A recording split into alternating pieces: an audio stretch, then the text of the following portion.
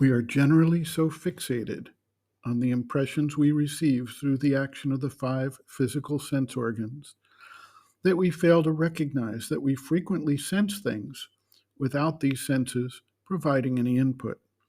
For instance, people can frequently sense when someone is staring at them, even when they have not seen nor otherwise experienced the presence of that individual. People sometimes experience fear or horror in certain circumstances that have otherwise no visible cause for alarm.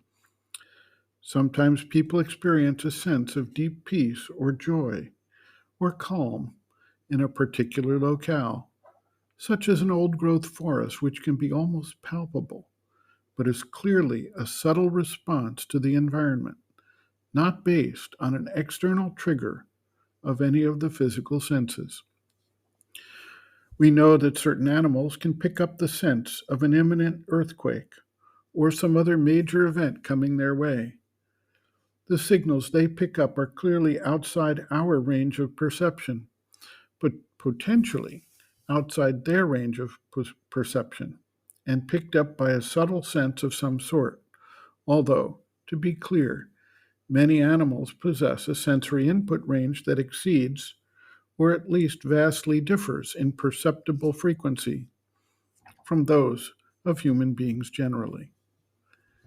Individuals who have gone on various types of vision quest frequently report seeing and experiencing things which were not physical manifestations per se, but which gave them new understanding and insights. Some people report sensing coming events, even about circumstances about which they had no prior knowledge or connection. Others report things such as experience of ghosts or vital entities that are somehow in contact with them. It also seems sometimes that certain individuals can sense things that others cannot sense, using some sixth sense, as it were. The Aboriginal people of Australia are especially noted for their skills in tracking or responding to subtle energies in their environs.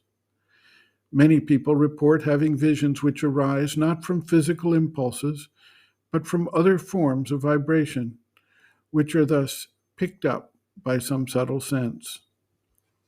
Sri Aurobindo notes, quote, "Not only are there physical realities which are suprasensible, but if evidence and experience are at all a test of truth, there are also senses which are supraphysical.